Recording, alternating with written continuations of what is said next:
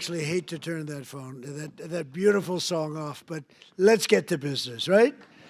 And I want to congratulate you. You are with an incredible company, and I'm thrilled to be here with the men and the women who are really the heart and soul of one of the greatest, most admired, and most successful companies in the history of the world, frankly, the one and only McDonald's. I've gone there a couple of times. And I'm honored to stand before you as the very first former McDonald's fry cook ever to become president of the United States. And I actually was there for about 30 minutes, and that was 30 minutes longer than Kamala was there, right? Despite her job at McDonald's, that didn't work out too well. And the person at McDonald's that informed us off the record that she never worked there, whoever you are, we appreciate that. That was very nice. But I want to thank, as you know, the famous Sundar and Sergey Brin. These are two guys that own and run a place called Google. They called me the following day after I did that McDonald's little skit, because it wasn't a commercial. You got it for nothing. It was a skit. And they told me that, and I didn't know them. I said, who are they? They own Google. I said, that's pretty good. That's not bad. And that it received more hits than anything else in the history of Google, and that records, it still stands. So congratulations on allowing us to use it, but you made a very good deal as usual. But you know, in the old days, McDonald's and many others would call me to do this kind of a thing, come over and say some words and talk, and they'd pay me millions of dollars. Likewise, they'd do it. They'd call others, only superstars, and they'd pay them millions of dollars to speak. And as president, I'm doing this damn thing for nothing, okay? And you know what? Because it's you, it's an honor to do it, and it's an honor to be here. Really, the job that McDonald's has done is incredible, and that you're doing. But as you may have heard, I'm also one of your all-time most loyal customers. I really am. Well, I think that's good. I'm pretty sure that's good. While other politicians fly around on campaign planes stocked with expensive catering on Trump Force One prior to ascending to Air Force One, which is quite a nice plane also, we served only McDonald's almost every time. On occasion, we couldn't find one, which is pretty hard to believe. We'd go another route. But we really did. You fed us very well, and I even got Bobby Kennedy to eat a Big Mac.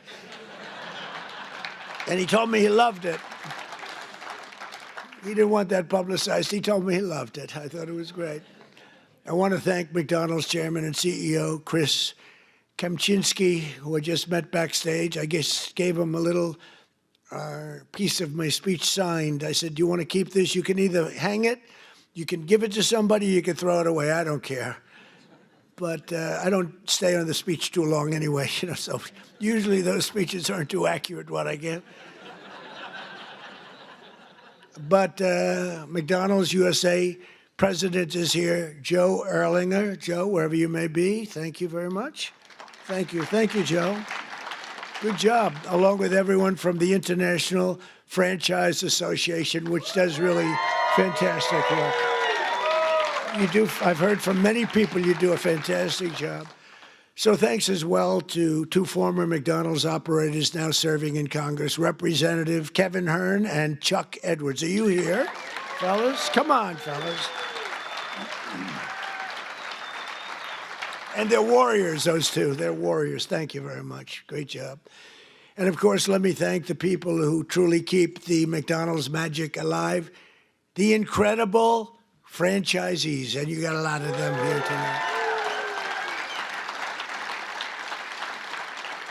Yeah, and you're the heart and soul, and they would tell you that all the time. They tell me that. You carry on the commitment to what Ray Kroc said he wanted from every McDonald's restaurant, perfection. Have you heard that? Perfection. That was very strong. Ray liked to say that if you think small, you'll stay small, and that's why no one thinks bigger than McDonald's, not in your industry, and probably never will. I don't know if anybody can ever catch you. I doubt it. Every single day you feed an incredible 1% of the entire world population, 70 million meals every day. An amazing 1 in 8 Americans works behind the counter of a McDonald's franchise at some point in their lives. Yeah, we heard about that. I heard about that. Wasn't true in that particular case, but for tens of millions of our citizens, the road to the American dream starts beneath the golden arches, beautiful golden arches. So to each and every one of you, thank you and congratulations on 70 years of American greatness. Congratulations. And, you know, I just might add, this is also the golden age of America because we are doing better than we've ever done as a country. Prices are coming down and all of that stuff. And, you know, they talk about different terms for that. But I will tell you that nobody has done what we've done in terms of pricing. We took over a mess. We had the highest, think of it, the highest inflation in the history of our country. They say 48 years it was the history of our country. And now we have normal inflation. We're going to get it a little bit lower, frankly, but we have normal. We've normalized it. We have it down to a low level, but we're going to get it a little bit lower. We want perfection. You know, you always want 1%. I don't know if anybody knows. You don't want 0. 0 can be bad. Then you start going the other route. That's no good either. Then you say, what's worse, deflation or inflation? But we have it almost at the sweet spot, and prices are coming down on different things. One of your groups that you admire, I admire, Walmart, came up last week and they announced that Thanksgiving this year is 25% less, all of the accoutrements, that Thanksgiving is 25% less than it was last year under Sleepy Joe Biden. So that's a big statement. And others have followed up by saying just about that. And to your leader, when we met, I said, how are you doing with prices? Prices are coming down. He said, we were up 40% because of Biden and inflation, and they're coming down, and they're coming down rapidly. So I hope that all continues to go, but we're really doing well as a country. Most importantly, however, I will tell you, big picture, we have over $17 trillion being invested in our country in 9 months. It's now just about ready to crack 18, and by the end of 1 year, we will have about $20 to $21 trillion invested in our country. That's more by 10 times the highest amount ever invested in any country ever before. And it's largely because of tariffs and, I think, November 5th election. But it's the largest amount. As an example, so if we have 20 or 21 in 1 year, 21 trillion, think of what that is. That's car factories, that's AI, it's everything. They're all coming back because of the tariffs. They're all coming back because they don't want to pay 15, 20, 30, 100% tariff. It wasn't that complicated. People are saying, you know, Trump was right. It really wasn't that complicated, but it's been amazing. As an example, if you take me at 20 for 1 year, Sleepy Joe Biden, you know what he was? Less than 1 for 4 years. And if they got elected, they would have been at -10 because people were moving out of the country in record numbers, and welfare and other charges were increasing at levels that nobody has ever seen before. So you would have had double and maybe 50%, maybe literally more than they've ever seen. Welfare was going up. Everything was going up. Government jobs were going up. Real jobs were going down. So you would have had that catastrophe, and on top of it, instead of 20 trillion coming in, you would have had 10 trillion leaving our country. In other words, you would have had a catastrophe. You probably would have had a bankrupt country. You are so damn lucky that I won that election. I'm telling you. It's true. It's true. It's actually true. I hope the press covers that. You know. Sometimes he got up and he ranted and raved and bragged. I don't brag. I just give you the facts. It's true. But those in this room know the people of our country better than anybody. And before the sun rises, you're up serving hot coffee to construction workers, nurses, and police officers on the way to the job. In the evening, you stand ready with the fast dinner and a smile for busy moms and their children as they race from school to soccer practice. Really is. It's Americana. And late at night, your lights are often the only ones still glowing when the long-haul trucker pulls up for a good meal and a best Coca-Cola in America. Best Coca-Cola. Whoa. And I'll bet they use real sugar in your Coca-Cola. You know, they didn't in the United States. I said to the head of Coca-Cola, you got to go to sugar. They do in other countries. And you know what? They went to sugar. Isn't that nice? I said, you got to go to sugar. Just like I said, why is the Gulf of Mexico called the Gulf of Mexico? I said, we're changing the name. And now it's the Gulf of America. It has nothing to do with McDonald's, but maybe it does. Because it's very nice cycle. We have 92% of the shoreline. They have 8%. I wouldn't say I made a lot of friends in Mexico, but they still like me. Wasn't that a good change? Seriously, wasn't that beautiful? And it was done in an instant. You know, it's like, normally you think a thing like that would take years. This took like 10 minutes. I asked somebody, good lawyers in my office, I said, would I be able to change the Gulf of Mexico? Is that possible to the Gulf? Sir, it's been that way for 350 years. You know, they were here 100 years before us. We're 250, they were 350. It's been called the Gulf of Mexico, sir, for 350 years. I said, that's not the question. Am I able to change it? Yes. What do I do? Just give us the order and we'll do it. And I did, and we changed it, and everybody's happy. Well, not everybody, but most people. Most people are happy, but it's great prestige for our country. You know, it's tremendous prestige for our country. And that's good for McDonald's, and that's good for everybody else. As president, I want you to know that I'm fighting every day to support small businesses like yours and the citizens that we all serve. And together we're fighting for an economy where everyone can win, from the cashier starting her first job to a franchisee opening his first location to the young family in a drive-through line. I've been on that line many times.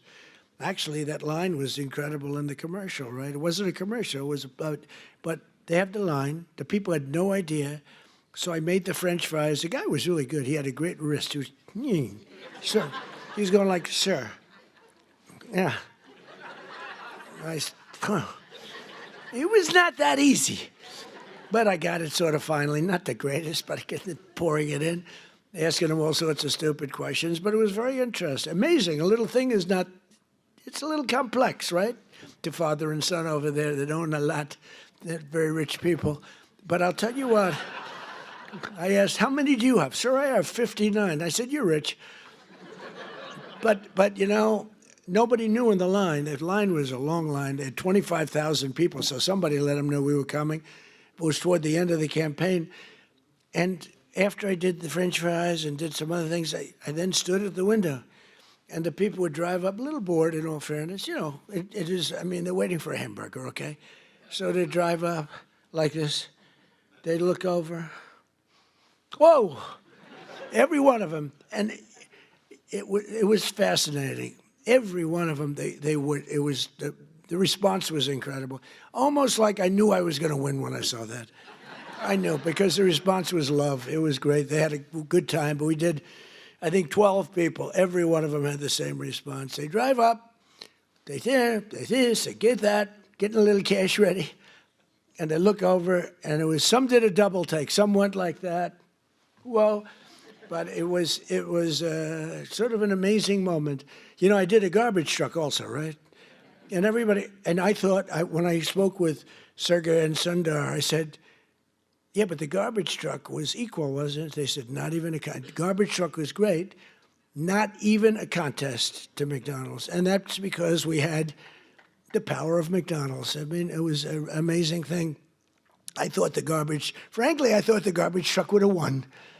And they said it was good, but it wasn't even close. So that's a tribute to what you've built, really. It really is a tribute to what you built. But there's still a lot of work to do, and we're making tremendous progress. 1.9 million more American-born workers are employed today than when I took office. Think of that.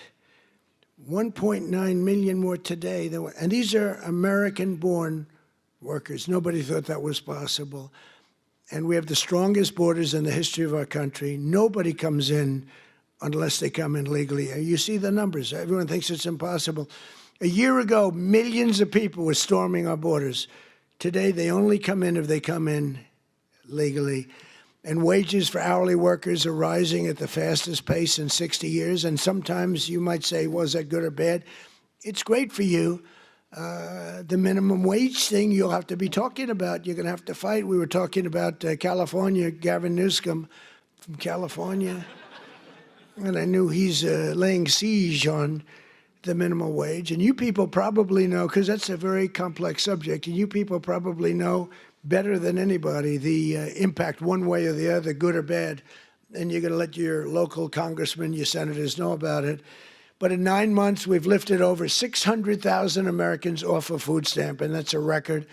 And it's because we really have a strong economy. I mean, we're building thousands and thousands of factories all over this country. Wait till they open up. You're going to see something like I think we've never seen before. You know, we lost our auto industry.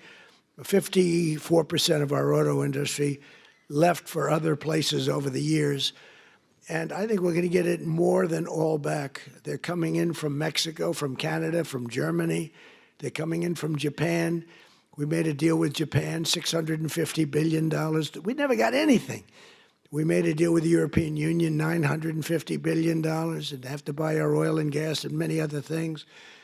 And I want to say it's good for everybody, all that. We made a deal recently with China, where they buy our soybeans, but it's hundreds of billions of dollars. And it's incredible what's taken place in our country. The world was laughing at us like we were stupid people. They're not laughing anymore. They don't laugh at us anymore. They respect us now again, and that's what we want. We want to be liked. We want to be respected, much more so than being liked. And you know, in a certain way, they like us better now, too. They respect us, but they like us better now because the world was ripping off our country. Not sustainable, not even sustainable. China was making $722 billion. Think of that. Not million. 722 million's a lot, isn't it? $722 billion. They built their military with the money that we gave them over the years. And in my first term, we had a great first term. The most successful economy we've ever had in my first term. This is going to blow it away. This is blowing it away, to be honest with you. It blows everything away. There's never been a time like this, and you're going to see the results, you know, pretty quickly. But in stark contrast to the previous administration, 100% of all new jobs created in America under my administration have been created in the private sector. Because, you know, we are trimming out government jobs. You can't have, you know, what they do is they give you phony job numbers in a lot of ways, but they'd hire 100,000 people, and all of a sudden it looks like they're doing well. They're not doing well, because those are jobs that they hurt our country. If those jobs can be in the private sector, paying taxes and all the other things, it's a big 100% of the jobs that we put in have been, think of that, are in the private, come from the private sector. In my first term, we built the greatest economy in the history of the world. And now we're doing it again, but this time it really is, as I said, much stronger, much better. I think it's going to be something that nobody has ever seen before. My pledge to every family and every small business is that I will not rest until you are richer, stronger, more successful, happier, till you've gotten a piece of the American dream. Some of you in this room have really gotten a piece of it because you made a great decision to go with a great, great company years ago. And it's really pretty amazing. And that begins with making America. We have to do, the word is affordable. And affordable should be our word, not theirs, because the Democrats got up and talked affordability, and they don't say that they had the worst inflation in history, the highest energy prices in history. Everything was the worst. What they're great at is lying. They say affordability. Their stuff was all much more expensive. We have a couple of items like coffee, which is a little high. We're going to get that down. You saw that today. The coffee comes down. Remember when I first took over? Eggs. My third day in office, I have a news conference, and the fake news media was screaming at me, Mr. Congressman, about eggs. Remember that? I'm standing there very innocent. Oh, hello. Do you have any questions? What about eggs? What about them? They're up 4 times. I said, look, I just got here. I'm sorry. And Brooke Rollins and Department of Agriculture did a phenomenal job. And they said, don't order eggs for Easter because you won't be able to get them. And they said, we have a big Easter egg hunt at the White House. It's sort of a thing that has gone on for 100 years. They said, could you order plastic eggs? I said, I'm not ordering plastic eggs. We're going to have eggs down by that time. And by the time we got to Easter, the price of eggs had fallen precipitously. We had all the eggs in this country you want. And we know what we're doing. I mean, we know what we're doing. We rebuilt our military. We have the greatest military anywhere in the world. We make the greatest military equipment anywhere in the world. And everybody knows it. And everybody knows it. And you saw that with the way we took out the nuclear capability of Iran with those gorgeous B-2 bombers. They flew in there, and they wiped it. And the word was obliterated. Remember when CNN said, well, it might not have been obliteration. Think of the pilots. They go in there, they're under fire. I was watching this from the Situation Room, and you get to see things in situations that you wouldn't believe. And they said, sir, they have entered Iran airspace. All of a sudden you see much faster. Then you see them going down at the whole thing was crazy. I actually said, do people really want to do that for a living? They're waiting for them, but the equipment is so good. The B-2 bomber, stealth. They never saw them. They never saw them. I mean, it's the most amazing thing. And I honored the pilots at the White House. I had them brought in, along with mechanics and a lot of other people. We brought them to the White House to give a little celebration because they flew 37 hours flawlessly. Now compare that to the Jimmy Carter Iran situation with the helicopters crashing and the this and the, oh, what a horror, and the hostages. And I said, we can't let that happen, but we have a great team. General Raisin Kane is unbelievable. The whole group is unbelievable. And they went in, and I brought them into the White House, and I brought them then into the Oval Office, the pilots. And we met them, all handsome. They look like Tom Cruise. They really do. I don't want to be a wise guy and say, but taller. I'm not going to say that. No, they're perfect specimens. I mean, these guys are like from a movie. I could take everyone, put them in a movie.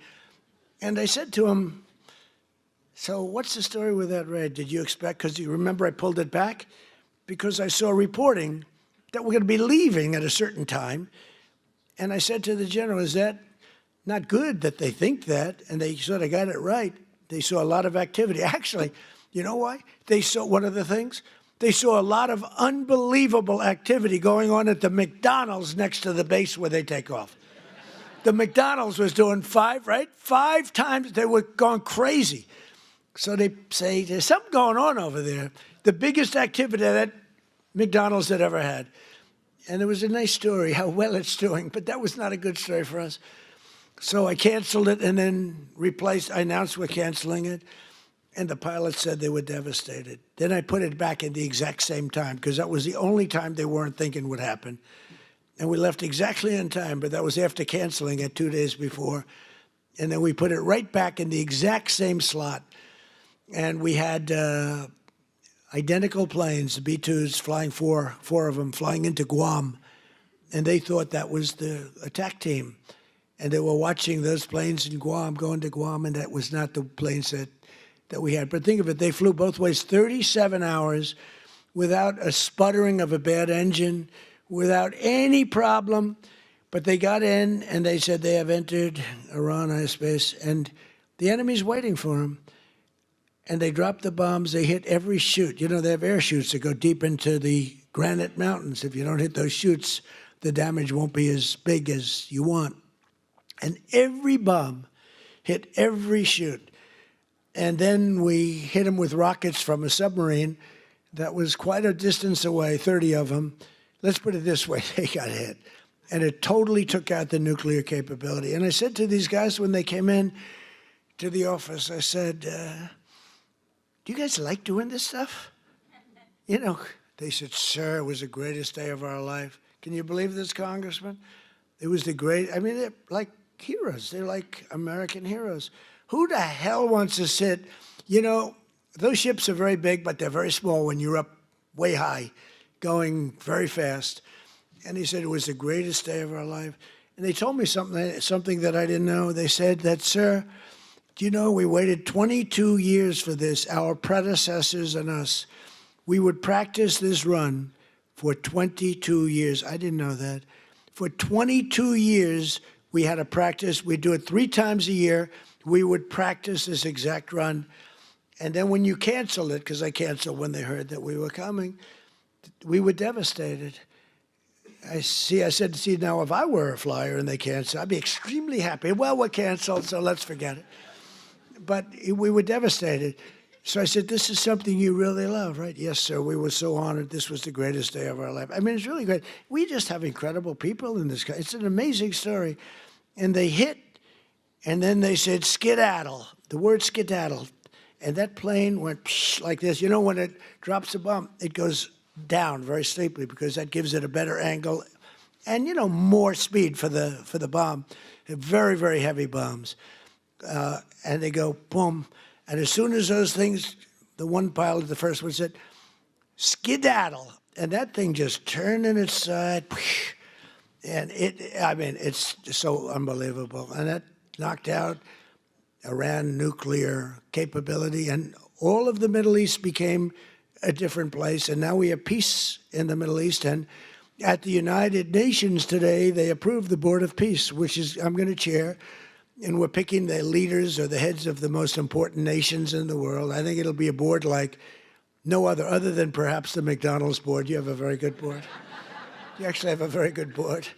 But nobody thought a thing like that this just happened today. The Board of Peace, and it's going to be comprised of myself and leaders of other very important nations and very respected nations, and it's going to be something I think is going to be very important. It was just approved. It was just endorsed by the United Nations. It was pretty great. It's a big thing. I think it's one of the most important things the United Nations will ever do, actually. But Joe Biden's prices and his hikes cost a typical American family an estimated $33,000 and hit your workers and your customers and your small businesses. Very, very hard. The Biden administration started the affordability crisis, and my administration is ending it. I'm ending it. Prices are way down. If you just look, so we don't have, as I said, the inflation, but our energy prices are way down. And, you know, despite hamburgers being a big business, energy is one business that's bigger. When you get energy down, everything else is affected. If you start bringing the price of gas, that's like a massive tax cut. And they were selling, you know, they were having gasoline at $4.75 a gallon and $4.50, $3.50, $3.75. We're going to be able, it looks like we're going to be able to hit $2 a gallon in the not too distant future. But let's say we're $2.50, $2.70. Other than places like California, that's not fair because they put so high a tax on that you're really paying a lot of that price is the tax that you're paying to government, which is horrible, actually, what they do. But the price of gasoline and the price of energy is way down. So when energy comes down, you make the donuts, you make the chicken, you make whatever you're making. Everything is all about energy. You have to deliver it. You have the trucks. You have the fuel. When energy comes down, and it's come down fast, we had an expression, drill, baby, drill. And I drilled, baby, drilled. I tell you, we drilled. And last month it was announced we produced more oil and gas than any time in the history of our country by far. And when you do that, everything comes down. You don't even have to look at the numbers. And it's all beautifully coming down. And as per your chief executive and your chairman and everybody else, they tell me the prices at McDonald's are coming down. It's moving down. Unfortunately, they were so high in the last administration that people aren't that happy because it was so high. So even though it's coming down and coming down a lot, they want to see where it was, like when I was president. And we'll be getting it very close to that number, maybe even better, depending on what we do with energy, but the energy's coming way down. In the 9 months since I took office, we've stopped inflation in the tracks. Since January, the core inflation has been the lowest in just about 8 years, just changed. It was 4 years, now it's 8 years. It just changed about an hour. They just said, sir, if you want, we can rewrite the speech. I said, no, I can remember it very nicely. Thank you. I'm not Biden. In the past 6 months, the price of breakfast items has fallen 14%. Bread prices are down. Dairy prices are down. And the price of eggs has declined 86% since March, and much more than that since when I took over. Because when I took over, it was an egg crisis, as we said. And I want to give a very special thanks to McDonald's for slashing prices for your most popular items, bringing back extra value meals, and I hear you're recommitting to the affordable options of Americans that we really know and love, all of the items that we love. And I hear that McDonald's is playing a very big role in that. We're getting prices down for this country, and there's no better leader or advocate than McDonald's. And I believe the next time maybe I'll have to be back here again next year if you get them down enough, okay? That's all you have to do for me is get them down enough. We'll come back. We'll come back, Mr. Chairman. But while Democrats wanted to give Americans the largest tax hike in history in July, I proudly gave you the largest tax cuts in American history and signed the one big beautiful bill, I call it the great big beautiful bill, into law. That includes no tax on tips, no tax on overtime, and no tax on Social Security for our great seniors. That is a big deal.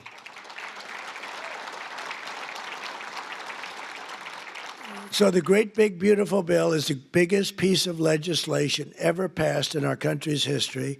It gives expensing to you as owners, where you do something, you could expense it, you can take it off in 1 year instead of 38 or 40 years. It gives you so many things.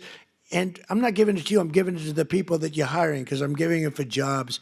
You're going to expand, you're going to do tremendously. You spend money, and you can write it off quickly as opposed to over a period of many, many years. The typical waiter, waitress, or police officer will take home roughly $2,000 extra each year because of just what we've done on taxes.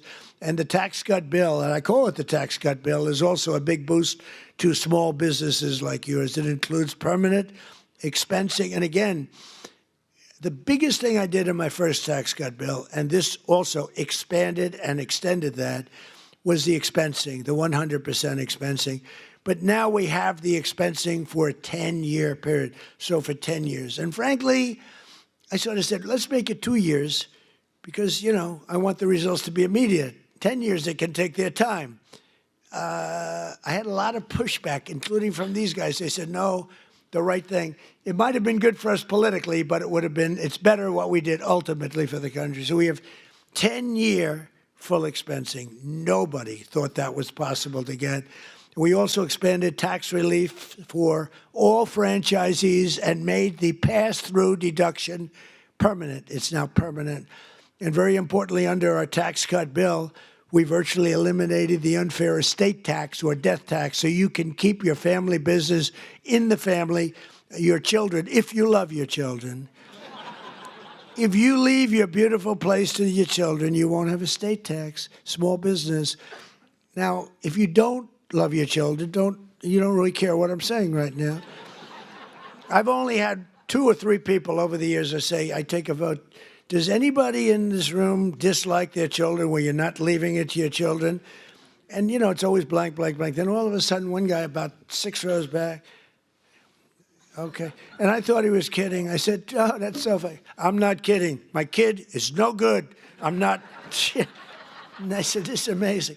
So he's not so happy with this, but it's all right. But think of it, you know, farmers especially, where they'd have a farm, and you know the expression, the land rich, cash poor a little bit, but they have a great, wonderful thing and a way of life that they wouldn't change with anybody, not even a franchisee, right? They don't want a McDonald. If they have a farm, they love their farm, just like you love what you're doing. But the farmers were dying, leaving their farm to their children. The value of the farm was high. They'd go out, they'd have a tremendous estate tax or death tax, and it would so much. I mean, the percentage is crazy how high. They'd end up losing the farm in bankruptcy. They'd go out and borrow all this money to pay the tax, the estate tax. They'd put a mortgage on the farm, and they'd end up losing the farm. Many of them committed suicide. They would commit suicide. It was such a horrible thing that was happening. And we've ended, think of that, the death tax, the estate tax on the small businesses. So I hope you're around for a long time. You don't have to think about it. but it's a great thing for your family, and it's, a great thing for longevity.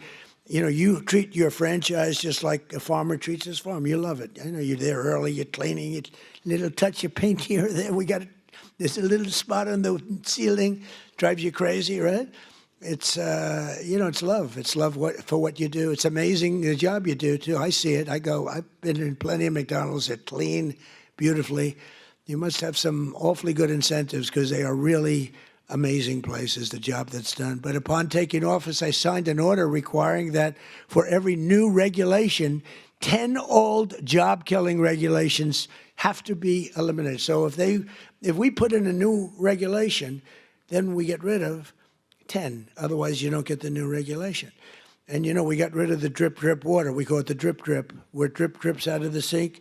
States with tremendous water, so much water, they have nothing but problems getting rid. They had restrictions on water. It comes down from heaven, right? They had restrictions on water. So you want to wash your hands, or like me, I want to wash my hair.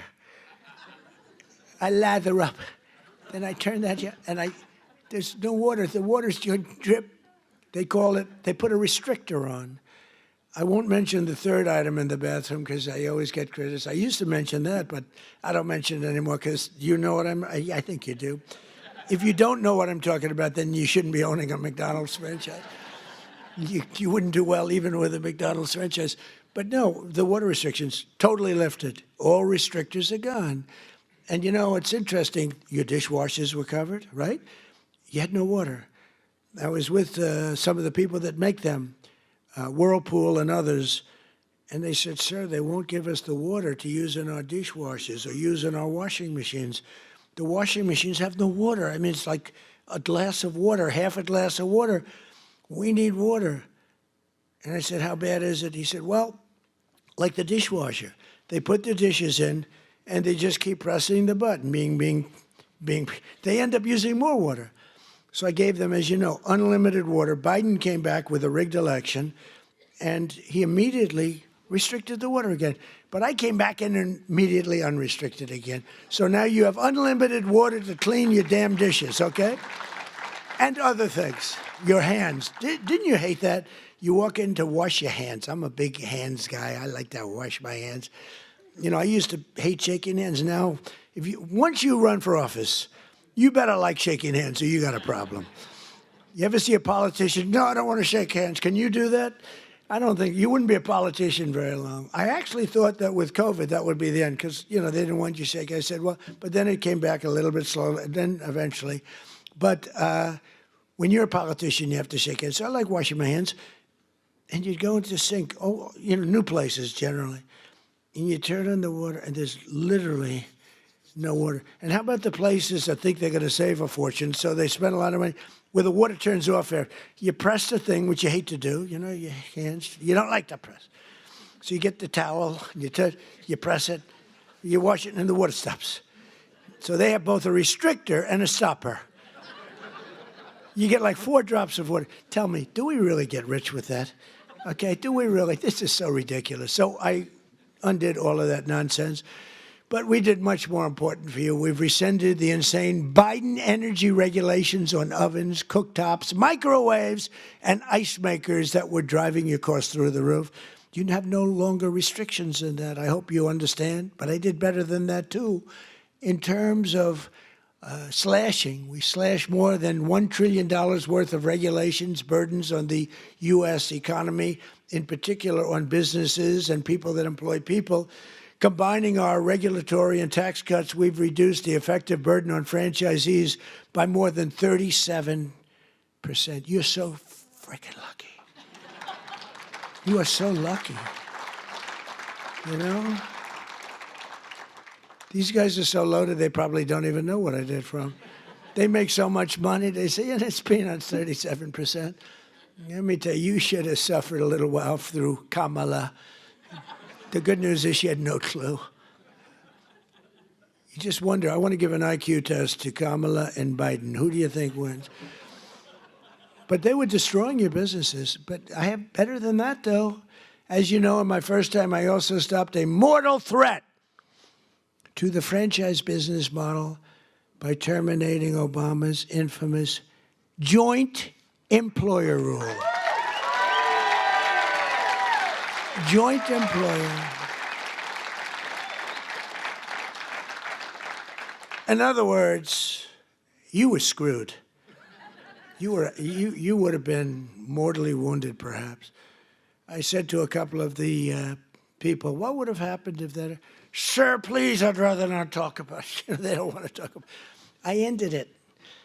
You got lucky on that one, let me tell you, because I said, really, I asked one of my guys, because when I was coming over, I saw that in the speech. I said, what does that mean? He said, that would have been death to businesses like yours and others. It was just, these people don't care. They didn't care. But I ended it, and I think that's one of the biggest things that you'll ever have done for yourselves. I think that's the biggest thing that can ever be done for you. We mentioned all these different items, but that's the biggest by far for you. As long as I'm president, I'll always defend your right to run your own small business and do it well. And some of your small businesses have become very large business. One of the franchise owners here today is Carlos Matios Sr., who escaped communist Cuba when he was just 6 years old. In America, Carlos took jobs as newspaper delivery boy, a factory worker, and eventually became a New Jersey police officer. Then, in 1998, Carlos switched careers and moved to Virginia, where he took over his first McDonald's. Where's Carlos? Is he around here? Let me see. Come on, stand up. Stand up, and your son too. Stand up, your son. Good looking son. I met him backstage. He had a knack for turning around poorly performing restaurants, and today his family owns nearly 60 McDonald's all along the East Coast, including at the Pentagon, where I've ordered numerous Big Macs, right? In fact, he served when the great football team came in. They served McDonald's, and you'd have these guys walking out, the biggest human beings I've ever seen. They were the national champs, right? Remember the team? Who was the team? You remember the team? He said Clemson, that's right. And these guys, I don't know, they were, like 6'6". What do you weigh? Sir, I weigh 392. I said, but you reported it much. I said, yeah, that's what they say. But and he'd have like 12, just each. And I thought he was bringing them back to the rest of the team. I said, that's nice, but maybe the team wants them. No, this is what I said, are you going to eat all of them? Yes, sir. He didn't even know what I was talking about. But you served it, and you did a great job. In 2019, when we hosted that great Clemson Tigers at the White House, I literally brought dozens of quarter pounders from McDonald's. We bought the whole thing. We bought the quarter pound. We bought actually just about it. Well, he really had no choice because he just took everything he had in the whole restaurant. We got whatever the hell, probably whatever didn't sell, we got, right? But Carlos is here with Carlos Jr., his son, who started as a cashier and now runs dozens of the restaurants. Congratulations, fellas. What a great family. Congratulations. So in conclusion here tonight, carry on. I'm really just keep going and inspiring that legacy and that pride that you have at really beyond almost all else. It was excellence and service, stretching back more than 7 decades to when 2 hardworking brothers with a hamburger stand in California partnered with a hard-driving entrepreneur from Illinois to revolutionize the restaurant business forever, like nobody had ever seen. Because of men and women like those in this room who have pride in your souls, love in your hearts, and ketchup in your veins. Did you ever hear that one? 70 years later, McDonald's is the #1 fast food restaurant in the entire world, and honestly, it's not even close. What a job you've done. And it still is really growing stronger with 900 new restaurants planned in the United States in the next 2 years alone. And I think with the great big beautiful bill, you might even double that number. I can imagine you'll double that number. But it's amazing to watch you grow. You know, the big ones, they get a little slow, they get a little fat, they get a little sloppy. This is a company that's gone just the opposite. You've gotten more and more competitive. I look at your numbers. You've gotten more and more competitive over the years, over the generations. Your spirit, generosity, and devotion to your communities has really made McDonald's a symbol of American values, aspiration, and success that's recognized all over the world. You are recognized all over the world, something that, and there's a lot of great I mean, compared to the total, not so many, but there's a lot of great leaders, great companies. But I think more than anybody, McDonald's is recognized all over the world and as widely as, frankly, the stars and stripes themselves. And everywhere there's a McDonald's, we see stars and stripes. Everywhere the American flag flies, you'll find the golden arches, and there you'll find good people doing honest, beautiful, hard work, and happy families sitting down to a really great meal. Because no matter who you are, everyone loves something at McDonald's. There's always something to have. I like the fish. I like it. You could do a little bit more tartar sauce, though, please. Seriously. I hate when I say, do you have any tartar sauce? Do you understand that? Yes, he understands that. Together with hardworking Americans like you, we're going to pioneer new heights of prosperity. We are doing better as a country right now, and people are seeing it. The Wall Street guys know it. The stock market hit its all-time high 48 times in a row in 9 months, 48 times during the 9-month period. And we're hitting the highest stock market we've ever had in history. All markets, all three, all markets, every one of them, has hit all brand new highs. It's a good time to be making this speech, because when you make one of these speeches, if you're doing lousy, it's not good. And you know, the stock market, you can say what you want, but it's a hell of an indicator. It's really a hell of an indicator, and your stock is doing phenomenally. But the stock market has hit an all-time high 48 times during the last 9 months. So we're going to pioneer new heights even from that. These new heights of prosperity are going to be incredible. We're looking at affordability. We're going to bring it down for everybody, because not everybody understands the fact that a great stock market is great for everybody, including 401ks. You know, the 401ks hit the highest number that they've ever been 2 days ago. And that's a lot of people. So they understand what's going on. And we're going to make the American dream two words that you didn't have. You didn't have those 2 words. Remember when Biden said, it's all about 3 words, the American dream. You don't want to ever get in that situation. Remember that? That was not good. It's all about 3 words, American dream. But possible, and you're going to make it really possible for millions and millions of people. And you have an administration that's got your back. You don't have an administration that wants to put you out of business, that wants to take away your water, that wants to have you not use a microwave oven, that wants to do all these horrible things that are going to destroy you. They were looking to destroy you and other businesses too. So together we're going to make America richer, stronger, prouder, and happier than ever before. And you people can be very, very proud of the job you've done. You're respected all over the world, and it's an honor to be with the McDonald's. Thank you very much, everybody. Thank you. Thank you.